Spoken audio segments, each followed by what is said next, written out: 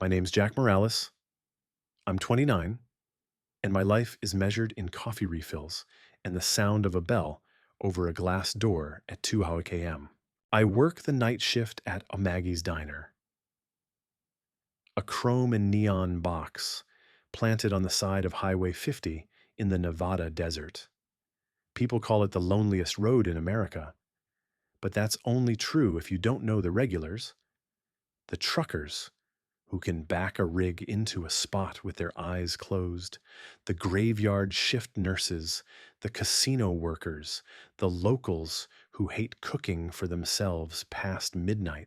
The day crew gets the families and tourists. The night crew gets everything else. The hours suit me. Nights are quieter, more honest. People who show up at 3 a.m. usually aren't pretending their life is okay. And if they are, one cup of bad coffee later, the truth tends to spill out. It's been 3 years of this. 3 years since my brother died.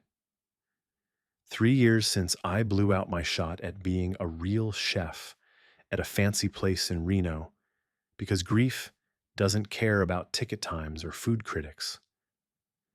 Maggie found me half drunk in a booth one night, offered me a job instead of calling the cops. Kitchen small, she'd said, chewing gum and looking me over. Pays worse, but it's honest. You want it or not? I took it. I've been here ever since. I tell myself I like it, that there's a kind of nobility in feeding desperate people at ungodly hours.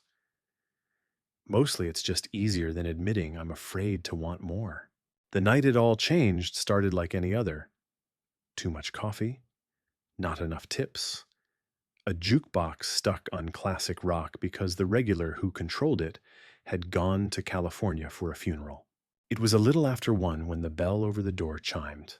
I was at the pass, wiping down plates, when I saw her. She hesitated in the doorway, framed by the flickering neon, open 24 hours sign.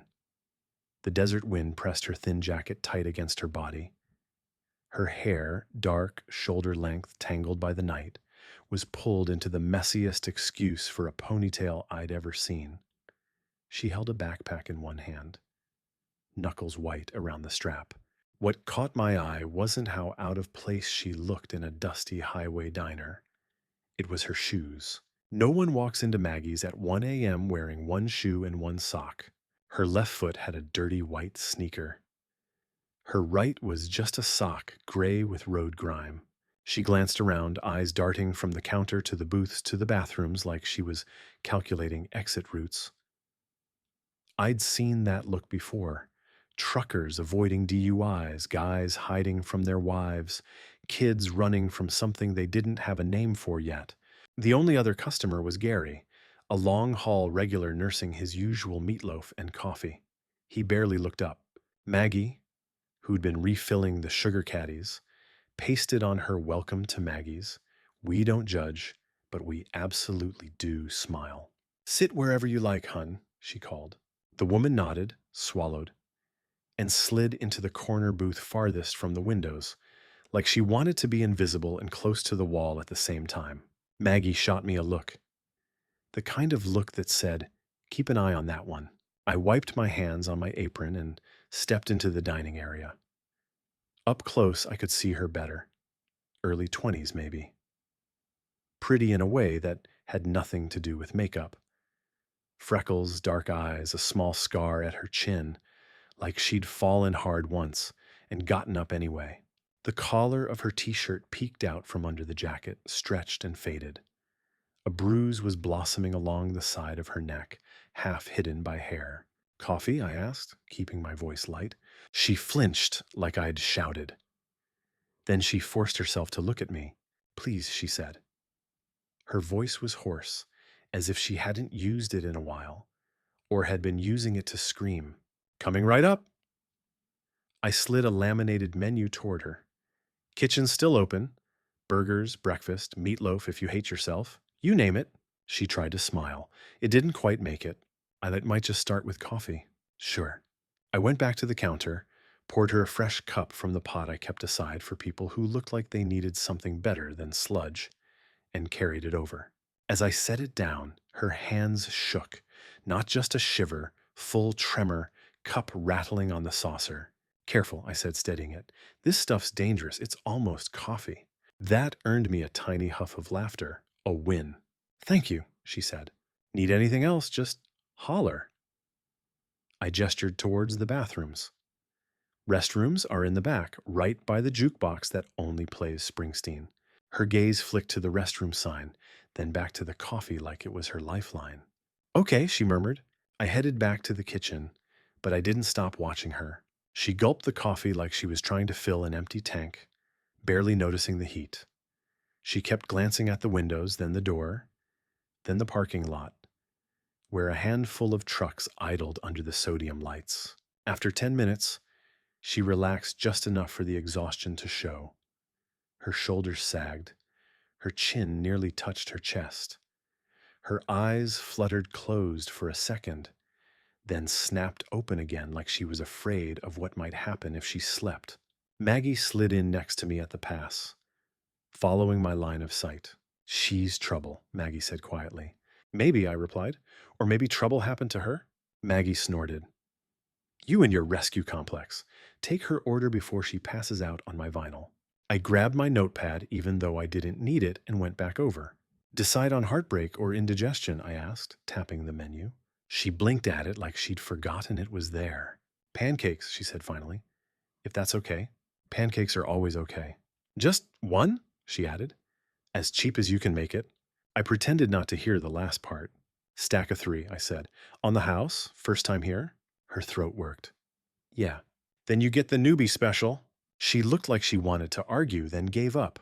Thank you, she said again, softer this time. In the kitchen, I poured batter onto the griddle, added extra butter, sliced some strawberries I'd been saving for myself. Feeding people is the only thing I've ever been good at. That, and spotting when somebody's acting like they're fine while their whole world is burning down. I plated the pancakes, added a whipped cream smiley face because I'm a mature adult, and slid the dish onto her table. Her eyes widened. That's more than one pancake, she said. Math genius, I replied. Eat what you can. The rest will cry itself to sleep.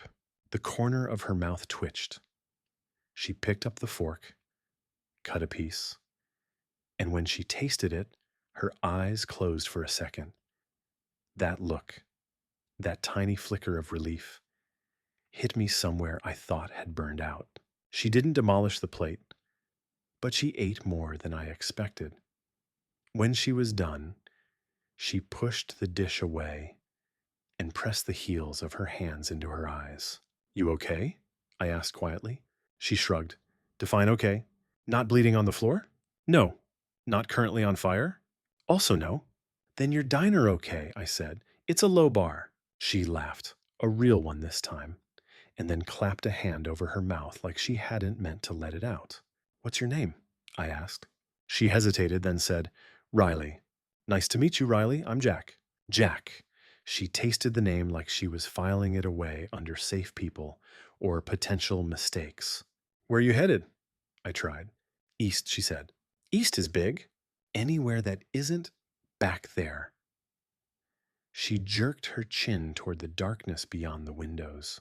I didn't ask what back there was, not yet. Instead, I nodded at her barefoot. You know you're missing a shoe, right?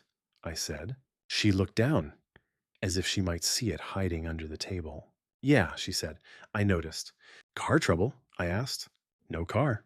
How'd you get here? She hesitated. Bus, then walking. How far? From the last town, she said. What was it called? Silver Creek? I whistled quietly. Silver Creek was 15 miles west. In daylight, in good shoes, that was a long haul. At night on Highway 50, with one shoe and a sock, it was insanity. You walked 15 miles in the dark, I said. With coyotes and drunk tourists and the occasional serial killer. Something like that. Running from someone? I asked before I could stop myself. She froze. Her fingers tightened around the coffee cup. Is he coming here? I added, keeping my tone easy but my attention sharp. Her jaw worked. She shook her head, but it was the kind of shake that says, I hope not, more than I know. Look, I said, I'm not trying to pry, but if you're in trouble, this isn't the worst place to be. Diner's got more cameras than a casino, and Maggie's banned half the county from breakfast. I'm fine, she said quickly, too quickly.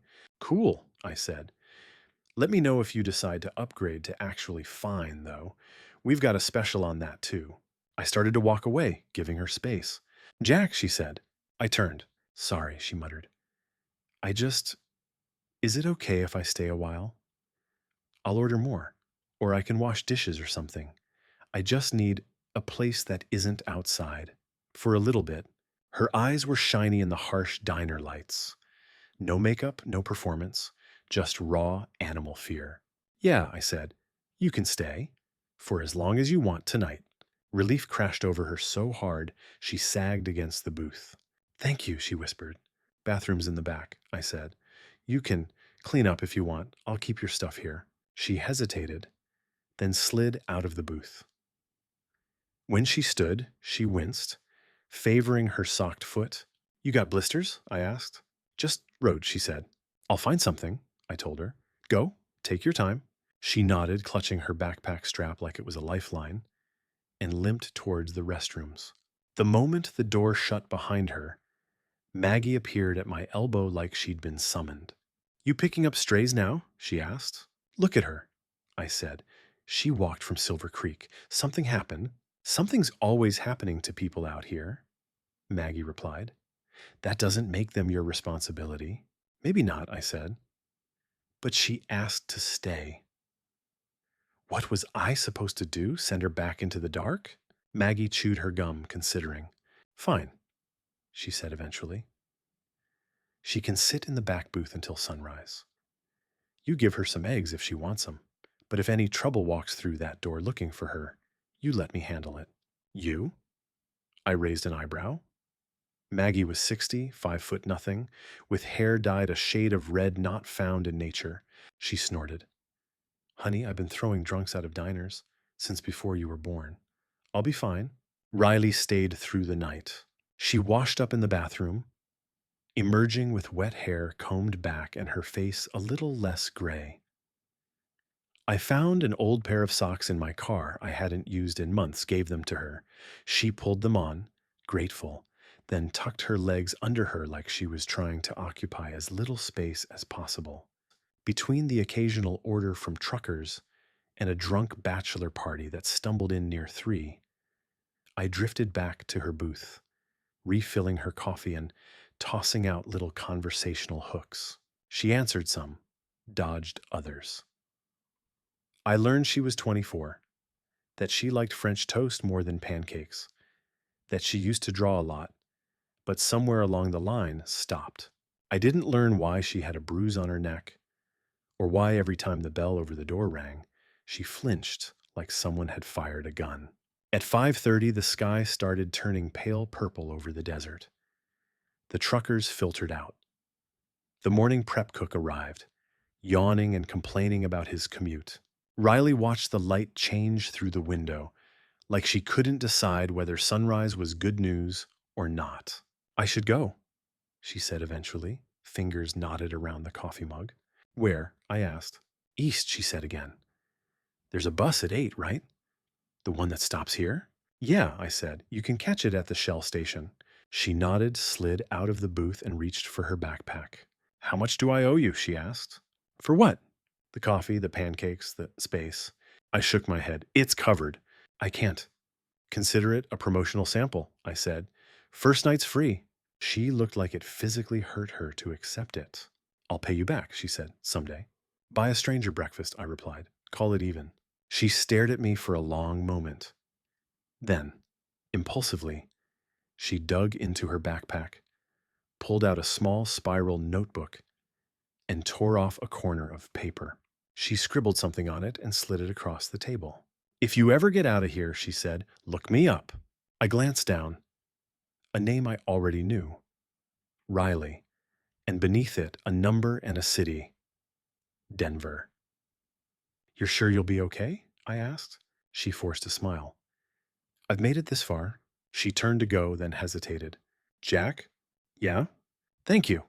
For not asking too many questions. Anytime, I said. She left with one shoe, two socks, and a backpack that probably didn't contain enough for whatever journey she was on. The bell went silent behind her. I should have forgotten her by the next night. People passed through Maggie's all the time, bleeding story onto the floor and then vanishing. It's how this place works. It's how I survive it. But I didn't forget Riley. I kept the scrap of paper in the pocket of my apron for a week, took it out during smoke breaks, traced the numbers with my thumb like they might disappear. I didn't call. What would I say? Hey, it's the guy who watched you inhale pancakes while you pretended not to be terrified. Want to grab a coffee that doesn't taste like burnt rubber? 2 weeks later, the past walked into Maggie's in the body of a man with the ugliest tattoo I'd ever seen. It was a faded black snake wrapped around his left forearm, the lines blown out and shaky, like someone had done it in a kitchen after too many beers. A scar cut through the middle of it. I knew that tattoo because I'd seen it in my nightmares, wrapped around the wrist of the guy who'd started the fight that ended with my brother bleeding on a Reno bar floor. His name was Cole. He'd never done a day in jail for what happened. Self-defense, the jury said. Wrong place, wrong time, wrong brother. Now he was standing at the counter of my diner at midnight, that stupid snake staring me in the face as he drummed his fingers. I grabbed the pass to steady myself. Jack? Maggie said, catching my expression. You look like you've seen a ghost. Close, I muttered. Cole didn't recognize me. Or if he did, he didn't show it. Why would he? To him, we'd been background characters in his story. He ordered a burger, extra pickles, no onions. He flirted half-heartedly with Maggie, complained about gas prices, checked his phone. I cooked on autopilot, every muscle remembering the motions, even as my brain screamed. The smell of grease suddenly turned my stomach. The hiss of the grill became the roar of that night 3 years ago.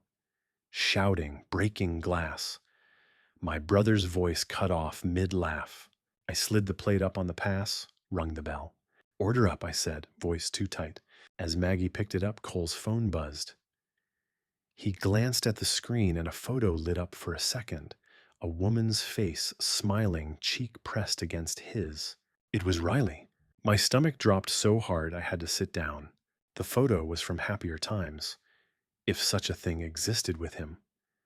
Riley's hair was brighter, her eyes open and unshadowed. Cole's arm was wrapped around her shoulders, the snake tattoo front and center. It clicked together like someone had slapped a puzzle down in front of me. 15 miles on foot, one shoe, the bruise on her neck. She hadn't been running from back there. She'd been running from him. You okay, kid? Maggie asked, frowning. Yeah, I lied. Fine. But I wasn't. Because if Cole was here on this highway at this diner 2 weeks after Riley came through, that meant he was behind her, hunting. And suddenly a scrap of paper in my apron pocket felt a whole lot like a responsibility. I didn't sleep that day. I went home at 8, pretended to lie down, stared at the cracked ceiling until noon. Then I pulled out the scrap of paper and dialed. It rang twice. Hello? A woman's voice answered, not Riley's. Older, sharper. Hi, I said. I'm looking for Riley. Who's this? Ostren, I said, stumbling. From a diner in Nevada. There was a pause, then a weary sigh. She's not here, the woman said. Hasn't been for a while. I'm her mother. Hearing that made something tighten in my chest. It shouldn't have. I didn't know Riley. Not really. But suddenly the idea of her being gone made my palms go cold. Do you know where she is? I asked. Last I heard, she was in some small town in Colorado, her mom said. Then she stopped answering. I figured she was starting over. Again. She's starting over from someone, I said carefully. Does the name Cole mean anything to you? Silence crackled through the line. You're with him? She hissed. No, I said quickly. He came through our diner. I saw a picture of him with her on his phone. Jesus. She exhaled, shaky. He found her. Listen, I said. I don't know the whole story, but if he hurts her, he already hurt her, her mom snapped. Then she forced her voice down. He's been on her tail for months. Cops say there's not much they can do unless he actually does something. It's complicated, they say. Everything is complicated when you can't pay a lawyer. I thought of Elena from the laundromat story I hadn't lived but suddenly understood. Of people caught in systems that saw them as case numbers, not human. Do you know her last location? I asked. Someplace outside Denver, she said. She sent a picture of a crappy apartment and said, I might stay. That was 3 weeks ago. I scribbled it down. If she calls you, I said, tell her Cole's on Highway 50 heading east. And tell her the guy from the diner says not to do this alone. You sound like my late husband, she muttered, always trying to fix everything. Did it work? I asked. Sometimes. A pause. What's your name, kid? Jack. Well, Jack, she said, if you're smart, you'll forget you ever met my daughter.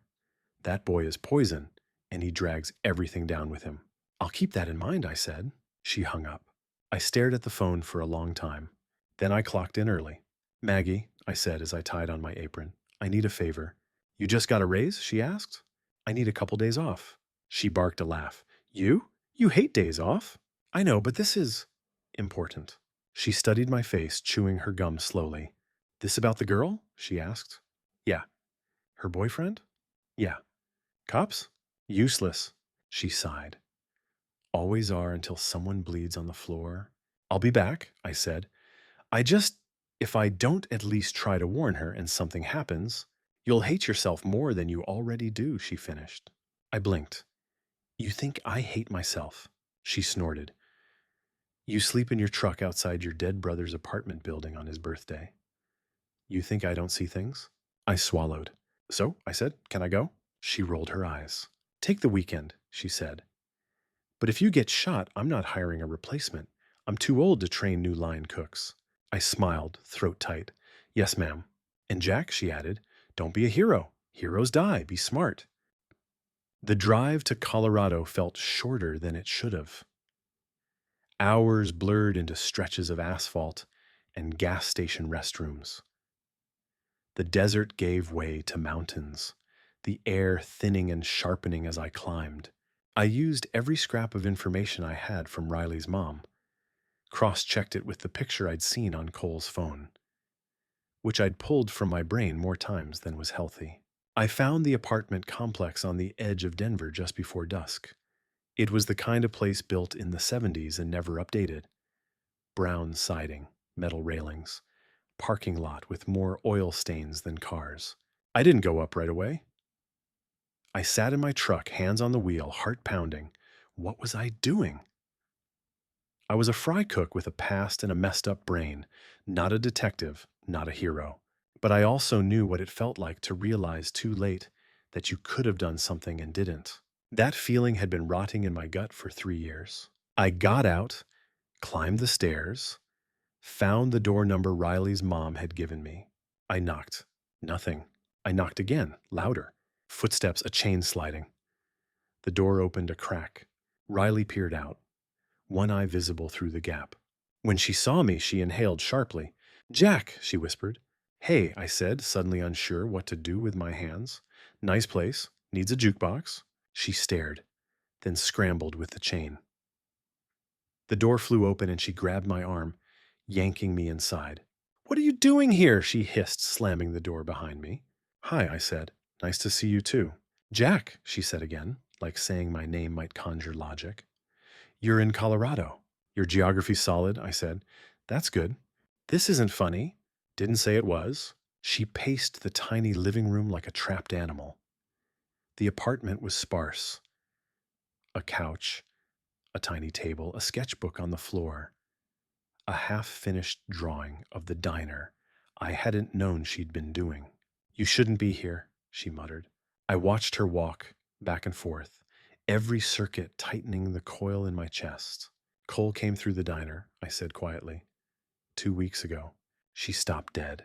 He's on Highway 50, I added, heading east. Her face went white. He found the route, she whispered. Of course he did. He had a picture of you on his phone, I said. Looked old, but he's not over it. He's never over anything, she said. He collects grudges like trophies. Riley, I said, you okay? She let out a sound that wasn't quite a laugh. I've been okay exactly. Never, she said. But I've been less not okay since I left. I've got a job at a coffee shop that underpays me, a landlord who minds his own business, and neighbors who don't ask why I flinch at loud voices. It's paradise. Does he know you're here? I asked. I don't think so, she said. I ditched my phone, wiped my socials, paid cash until I could open a new account. But if he's working his way along the road, she didn't finish, she didn't have to. I couldn't do nothing, I said. After seeing him at Maggie's, after seeing you walk in with one shoe, You drove across state lines for a girl you served pancakes to once, she cut in. Are you hearing yourself? When you put it like that, I sound crazy, I said, but you talk in your sleep. She blinked. What? At the diner, I said. You nodded off at the booth for a minute. You said, don't let him in. Over and over, and I didn't. Not then. I don't plan to start now. Her eyes shone. Jack, she said quietly, you can't fix this. Guys like Cole, they don't go away. They curl around your life and squeeze. You left, I said. That's not nothing. I ran, she corrected, and I keep running until, what? Until he's tired? He doesn't get tired. He gets bored. And when he's bored, he gets creative. A faint bruise was fading on her forearm, finger-shaped. I swallowed down my anger. What if you didn't run, I said. She barked a bitter laugh. What? I just confront him? Hey, abuser of my nightmares, let's chat. The cops don't care unless I'm bleeding. Even then, sometimes they still don't. There are shelters, I said, lawyers, restraining orders. I can't afford a lawyer, she replied. Shelters are full. Restraining orders are paper. Coal is not paper. Then you're not doing it alone, I said. You've got me. And Maggie. And Gary the trucker, who owes me for not telling his wife about the waitress he flirted with in 22. She stared at me. Why? She whispered. Because 3 years ago, my brother got into a fight with a drunk at a bar, I said. I was supposed to pick him up that night. I was late. He never made it home. The guy who threw the punch walked. Self-defense, wrong place, wrong time. I promised myself, if I ever recognized that look, the one you had when you walked into the diner, I wouldn't be late again. Silence stretched between us.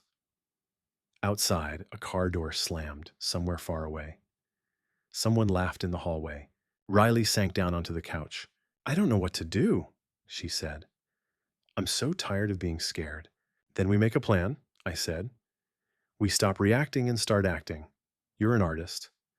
I'm a line cook with anger issues. Between us, that's at least half a superhero. She snorted. Okay, Batman, she said. What's the plan? The plan was messy, like all good plans. Step 1, call a hotline. I sat next to her on the couch while she spoke to a calm stranger who knew the right questions. They connected her with a local advocacy center. Because she had crossed state lines and there was a history of violence, there were more options than she'd been told before. Step 2, document everything. Photos of bruises. Screenshots her mom had kept of threatening texts. Journal entries. Names, dates, license plates. Step 3, loop in people with actual authority. Not just a bored patrol cop, but a detective in the domestic violence unit, a social worker, a legal aid lawyer who agreed to take her case pro bono. Step 4, tell Maggie. Put me on speaker, she demanded when I called. Riley glanced at me. I nodded. You're the girl with the one shoe, Maggie said immediately. I liked you. Riley said. Thanks. You let this Cole bastard come near my diner again, and he'll be lucky if he leaves with all his teeth. Maggie said. You hear me? Riley blinked. Yes, ma'am. Good, Maggie said. Now listen to the lawyer, listen to the advocates, And listen to Jack when he tells you to eat and sleep. Kid forgets his own advice half the time, but he's stubborn. That's useful. Thank you, Riley said. Her voice wobbled. Don't thank me, Maggie replied. Thank yourself for walking into my place instead of staying. That was the hardest part. The rest is just a lot of paperwork and swearing. In the end, it boiled down to this. They filed for a protective order, backed by evidence. The detective flagged Cole in the system. A shelter helped Riley move to a more secure location while things processed. The advocates prepped her for the reality that the system was slow and flawed, but not hopeless. You can still go back, she told me one night, sitting on a borrowed cot in a clean, anonymous room. You did what you came to do. I came to keep you from doing this alone, I said. Does this look like not alone yet? She glanced around. It looks like a lot of fluorescent lights and women who've seen too much. Sounds like my diner, I said. I'll feel right at home. She laughed, then sobered. What if he shows up before the paper goes through? She asked. Then he meets all of us, I said. Me, the advocates, the cops, Maggie's creative curses traveling across state lines. He doesn't walk into a diner with a scared girl anymore. He walks into a wall. Riley studied my face. I don't know why you're doing this, she said, but I'm glad you are. I told you, I said. First night's free. The rest, we figure out. Which nar. Cole never came to Denver. Or if he did, he never found her. Maybe the detective's quiet visit to his last known address spooked him. Maybe he finally picked a target who fought back hard enough. Maybe he just got bored. The protective order went through. Riley got a new job at an art supply store, then a tiny studio apartment with locks that actually worked. She started drawing again. Not just diners and highways, but people. Women with scars and crowns. Men with tired eyes and kind hands. I stayed longer than I told Maggie I would. A week turned into 2, then 3. I cooked in Riley's kitchenette, recreating Maggie's pancakes with better ingredients. We watched bad TV, went to support group meetings at the advocacy center, took late-night walks in well-lit, crowded streets where shadows had fewer teeth. One night, sitting on her floor surrounded by sketches, Riley said, "What happens when you go back?" I shrugged. "I work, flip burgers, pretend I didn't turn into a vigilante line cook." She frowned. "And that's enough?" It had been, or I'd convinced myself it was. Maybe not anymore, I admitted. She picked up a drawing from the pile. It was the diner, but softer, warm light spilling onto the asphalt, stars bright above the neon sign. A figure stood at the grill, faceless, a blur of motion. "You could do something with that place," she said. "Make it more. A safe stop. Not just for truckers and drunk gamblers, but for people like me. Like the women at the shelter." "A domestic violence pit stop?" I asked. "Not just that," she said. "A place you can land when you're falling. Hot food. No questions unless you want them. Information on the bulletin board about hotlines and shelters. Someone who knows what bruises look like even when they're under the skin." I stared at the drawing. "You're talking about turning Maggie's into a lighthouse," I said. "Why not?" she replied. "It already is. You'd just turn up the wattage." "I'm a cook," I said, "not an activist." "You're the guy who drove across states because a girl walked into your diner with one shoe," she said. "That's a start." I thought about my brother. About all the nights I'd replayed that last call, the missed chance, the guilt. "I couldn't save him," I said. "You're not supposed to save everyone," she replied. "But you can stand in the doorway and say, 'You're safe here.' That's something."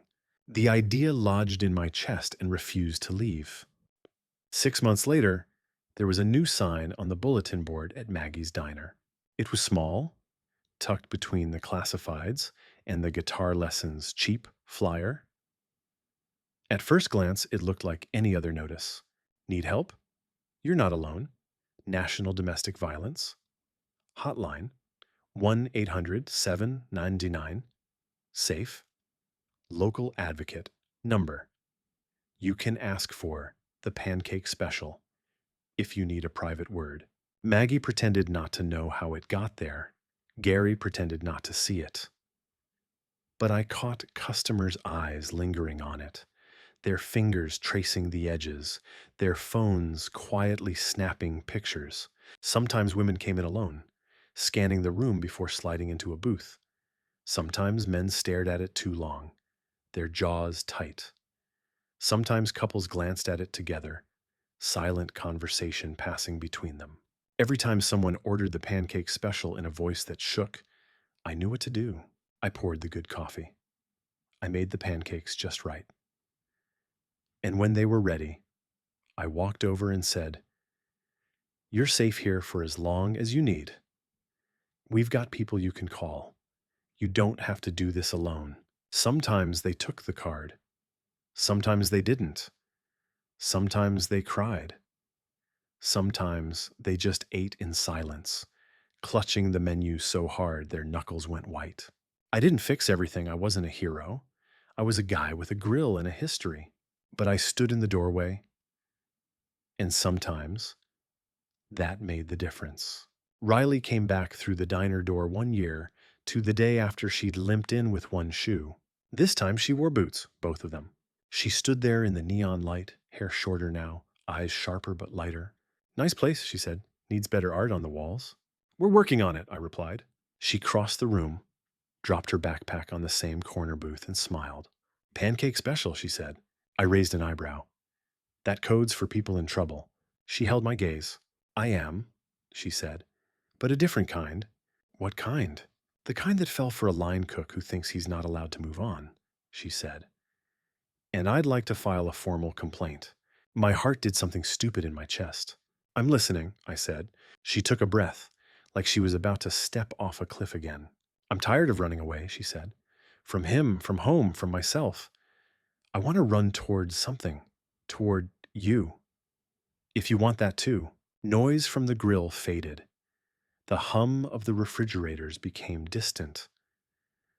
All I could hear was the bell above the door still settling, and the rush of my own pulse. "I can't lose someone again," I said. The words tore out of me before I could stop them. "I can't go through that. Not after my brother. Not after watching you walk away once already. I don't." Her hand found mine across the counter, fingers warm and solid. "You won't," she whispered. "Not if I'm here." The words hit me like a truck and a lifeline at the same time. "I'm scared," I admitted. "Me too," she said. "Let's be scared together." The bell over the door chimed again. Someone shouted for coffee. A truck rumbled past outside. Life went on. I squeezed her hand. "Sit down," I said. "The pancakes are on the house. The rest we'll figure out." She slid into the booth. I went back to the grill. The sizzle of batter hitting hot metal sounding, for the first time in years, like the start of something instead of just another loop in the same old cycle. Out in the desert, the neon sign hummed against the night, throwing light farther than it had any right to. On lonely roads, you learn to recognize those glows. Sometimes, if you're lucky, you walk through the right door at the right time. And if you're really lucky, someone's there, coffee in hand, ready to say, "You're safe. Stay a while." I couldn't save my brother, but maybe one late night at a time at a diner at the edge of nowhere, I could help other people save themselves, starting with the girl who walked in with one shoe and refused to disappear, and with me, the guy who finally stepped out of the kitchen long enough to realize that sometimes staying is braver than running. Sometimes the loneliest road in America leads you exactly where you needed to go. 3 years later, Maggie's diner looks different but feels the same. The neon sign got an upgrade, brighter, steadier, visible from miles away. The bulletin board is twice the size now, covered in resources, success stories, and photos sent from people who stopped here once and found their way forward. Riley's artwork covers the walls. Not sad highway scenes, but vibrant portraits. Women rebuilding, men finding peace, families starting over. In the corner, there's a small mural she painted, a single shoe on a dark road, and above it the words, "You made it this far. Keep going." She works part-time at the diner now, splitting shifts with me. The rest of her week she spends at the Advocacy Center downtown, teaching art therapy to survivors. On Tuesdays, she runs a support group in Maggie's back room after hours. We got married last spring in the parking lot under string lights, surrounded by truckers, nurses, former runaways, and Maggie, who cried through the entire ceremony while claiming it was allergies. Cole never came back. Last we heard, he violated a restraining order in Arizona and finally spent time behind bars. Riley doesn't talk about him much anymore. She says the best revenge is living loud. Our daughter, 3 months old, named Maggie Grace, sleeps in a bassinet behind the counter while Riley sketches and I flip eggs. Life isn't perfect. Bills still pile up. Bad days still happen. But we're here, together, building something bigger than pancakes. So that's my story. From a line cook drowning in guilt to a guy who learned that sometimes the bravest thing you can do is open the door when someone knocks. If you've ever walked into a place at your lowest and found someone who didn't turn you away, drop a comment. Tell me about that moment. I read every single one, and those stories remind me why we keep the lights on. If you or someone you know needs help, the National Domestic Violence Hotline is 1-800-7999, SAFE, 7233. It's free. It's confidential. And sometimes one call changes everything. Stories. My friend told me, this story is created purely for entertainment. Any characters, events, and settings are fictionalized or dramatized for storytelling purposes. We may use AI-assisted tools for drafting, voice, and imagery as part of our creative workflow, with final human review and editing to preserve quality and authenticity. We follow YouTube's policies on synthetic or altered content and do not use deepfakes, impersonation, or misleading representations. All assets, images, sound, and related materials are used lawfully. Please do not copy, re-upload, modify, or redistribute any portion of this content without written permission. Thank you.